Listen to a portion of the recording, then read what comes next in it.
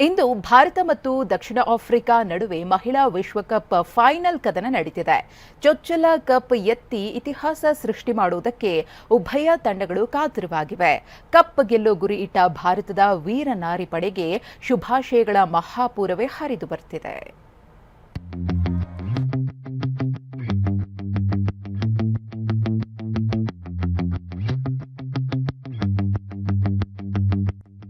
High voltage ಕದನ. ICC ಏಕದಿನ ಮಹಿಳಾ ವಿಶ್ವಕಪ್ ಕ್ರಿಕೆಟ್ ಕದನ ಅಂತಿಮ ಹಂತ ತಲುಪಿದೆ. 7 ಬೀಳಿನ ನಡುವೆ ಭಾರತದ ವೀರ ವನಿತೆಯರ ಪಡೆ ಫೈನಲ್ಗೆ ಲಗ್ಗೆ ಇಟ್ಟಿದೆ. ಮತ್ತೊಂದು ಕಡೆ ಇದೇ ಮೊದಲ ಬಾರಿಗೆ ಹರಿಣಗಳು ವಿಶ್ವಕಪ್ ಸಮೀಪಕ್ಕೆ ಬಂದು ನಿಂತಿದ್ದಾರೆ. ಈ 2 ತಂಡಗಳಲ್ಲಿ ಯಾರೇ ಗೆದ್ರೂ ಇತಿಹಾಸ ಸೃಷ್ಟಿಯಾಗಲಿದೆ. ಭಾರತ ದಕ್ಷಿಣ ಆಫ್ರಿಕಾ ನಡುವೆ ವಿಶ್ವಕಪ್ ಫೈನಲ್ ಕಾದಾಟ. ಮೊದಲ ಬಾರಿಗೆ ಚಾಂಪಿಯನ್ ಪಟ್ಟಕ್ಕೇರುವ ಕನಸಿನಲ್ಲಿ ಭಾರತ ವನಿತೆಯರ ತಂಡ 2005 ಮತ್ತು 2017ರಲ್ಲಿ 2 ಬಾರಿ ಏಕದಿನ ವಿಶ್ವಕಪ್ ಫೈನಲ್ಗೆ ಏರಿತ್ತು. ಆದ್ರೆ ಒಮ್ಮೆಯೂ ಕಪ್ ಎತ್ತಿ ಹಿಡಿಯಲು ಸಾಧ್ಯವಾಗಿರಲಿಲ್ಲ.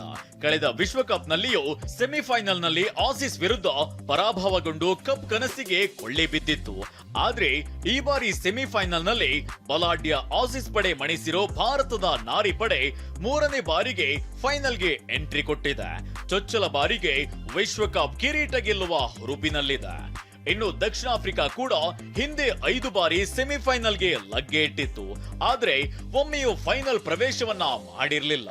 ಈ ಬಾರಿ ರಣೋತ್ಸಾಹದಲ್ಲಿ ಫೈನಲ್ಗೆ ಏರಿದ್ದು ಈ ತಂಡವು ವಿಶ್ವಕಪ್ ಗೆದ್ದು ಇತಿಹಾಸ ಸೃಷ್ಟಿಸುವ ಉತ್ಸಾಹದಲ್ಲಿದೆ.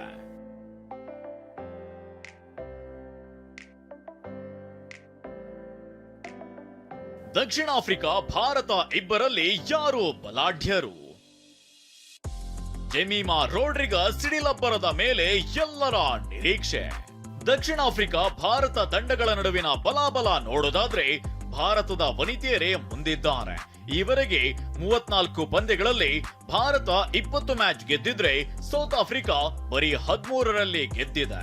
ಇನ್ನು ಇದೇ ಆವೃತ್ತಿಯ ವಿಶ್ವಕಪ್ ನಲ್ಲಿ ಭಾರತ 6 ಪಂದ್ಯಗಳಲ್ಲಿ 3 ಸೋತು 3 ಗೆದ್ದಿದ್ರೆ ದಕ್ಷಿಣ ಆಫ್ರಿಕಾ 4 ಪಂದ್ಯ ಗೆದ್ದು 2ರಲ್ಲಿ ಸೋತಿದೆ. ಈ ನಡುವೆ ಭಾರತ ತಂಡಕ್ಕೆ ಶುಭಾಶಯಗಳ ಮಹಾಪೂರವೇ ಹರಿದು ಬರ್ತಿದೆ.